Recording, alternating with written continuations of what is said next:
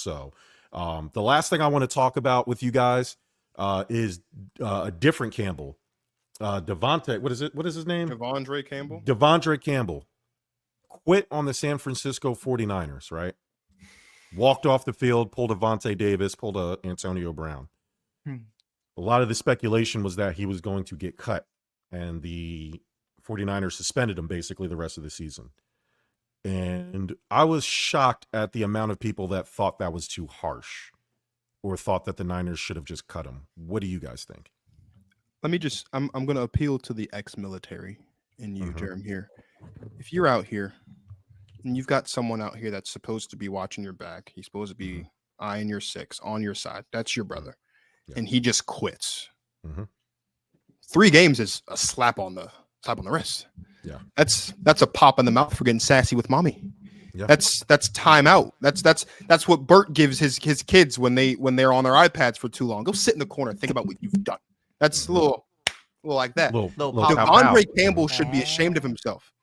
First and foremost, De'Vondre Campbell should have known coming into this that, number one, he wasn't at the top of the 49ers wish list in the offseason.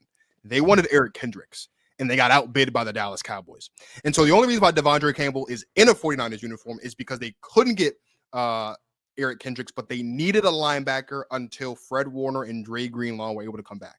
So the audacity, the gall, the cojones on this guy, if you will, to look at his coach and say, I'm not going in, when you knew that you were a Band-Aid, when you knew that you were a temporary fix, when you knew that this wasn't your team, this wasn't your defense, you only had the green dot on the back of your helmet because the people who own the green dot on the back of their helmets were physically unable to perform, hence the PUP list and why it exists. Tighten up, brother.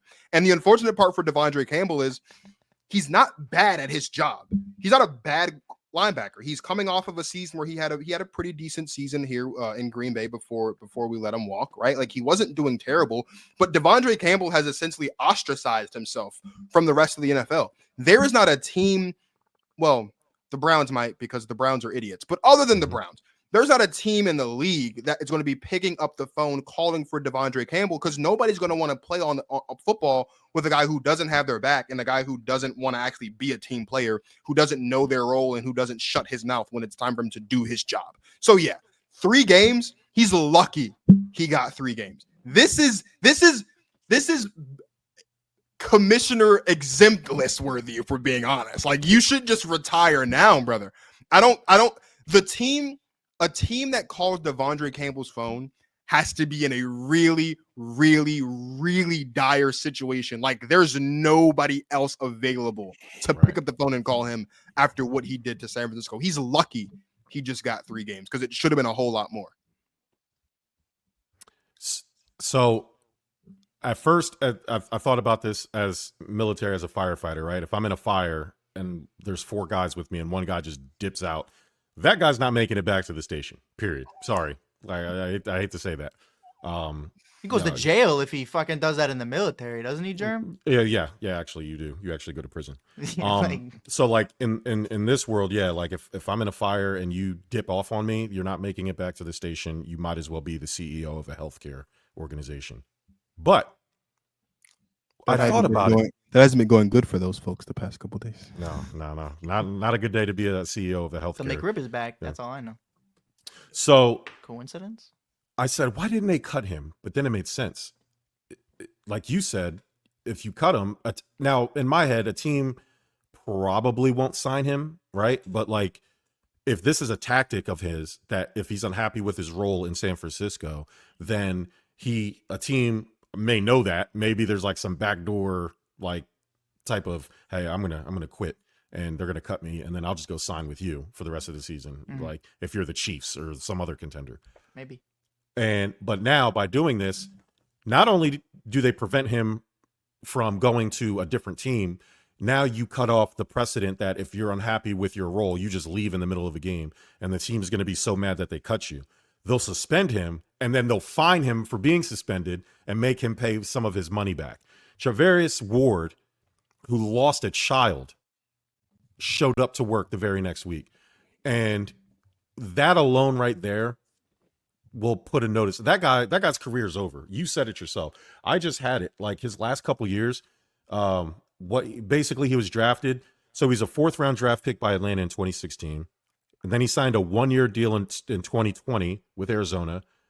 And then in 2024, he got cut by Green Bay. I guess he signed with Green Bay. Then he signed a 1-year deal last year in March so like he's a obviously usable player. He's a good role player, but he's not somebody that people are dying to sign or dying to keep around. Yeah. You just ended your career, pal.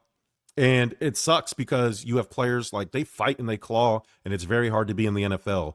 And to see somebody so flippantly just throw it away, like, I mean, all right, if you want to be a bleeding heart and be like, oh, you never know what he's going through.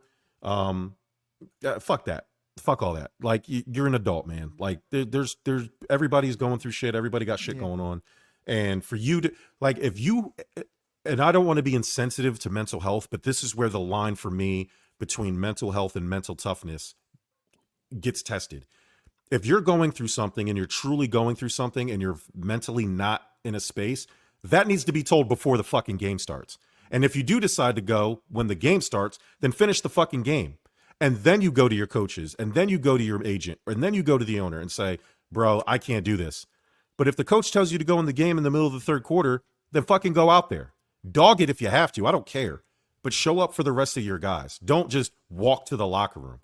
That's where it's hard for the mental health people, because you can't use that as an excuse in the middle of your responsibility, in the middle of your job. If I'm sitting there with a guy who's not mentally there, then I would hope that he would have the respect to call it out before we get on the fire truck, right? Don't do it while we're at the fire, please, because I'm going to kick your ass. And I don't care about what the shit you're going through. Oh, your nanny died. So the fuck what? Go put the fire out.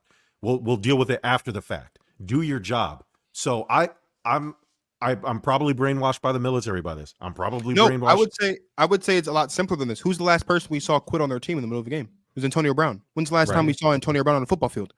When he took his clothes off in the middle of a football game and did jumping jacks off the field. De'Vondre, that's that CTE ESPN though. Yeah, well, De'Vondre Campbell needs to call Antonio Brown and see if he could be the leading anchor for CTE ESPN. Well, that's my thing though, Marcus. Like, has he even played enough to have CTE? Like, come on, brother. Like, let's be so real. Like, this guy is fucking and that's my point. He's not my point. Like, when Antonio Brown did this, he didn't get a 3-game suspension. Bruce Arians went out on the podium. He said he's not a Tampa Bay Buccaneer anymore. We didn't have to wait for some special graphic for Bleacher Report or something. Bruce Arians said he's not a Tampa Bay Buccaneer anymore. He got cut during that post-game presser. We haven't heard Antonio Brown's name spoken in NFL circles since that fateful day. Well, to be fair, Campbell's lucky that he got a suspension. Antonio Brown didn't get a suspension. We let him do jumping jacks off into the sunset. But I don't think AB was coming back. To be fair though, Kyle Shanahan said that's somebody who doesn't want to play football. It's that simple. Right. That's why the suspension, that was him being cut from the team. The suspension isn't about cutting him. The suspension is just being petty. Hey, we're not going to even allow you to go collect money. We're actually going to take money from you now. Because if we cut you, now we got to pay you, and then nothing happens. And I don't know. If we suspend you, now you got to pay us back. How much does that even look like? I'm sure it's not a lot because he signed a 1-year deal, but like maybe it's more of a principle thing than a monetary thing. They don't care about the money. Yeah. It's a principle thing for sure. But I'm with you. I know that if you cut a player and then suspend them, you don't have to pay them that whatever the rest of their money is. Right. So that's why that's why like that thing with the Texans linebacker was so crazy, because he has like $9 million of guarantees that he's not getting now because he can't finish the season. Oh, you mean the criminal? You mean the criminal that assaulted a Bears player on the sideline? I didn't forget that shit. Yeah, I was fully talking about the dude that gave Trevor Lawrence CTE, but I mean, same guy.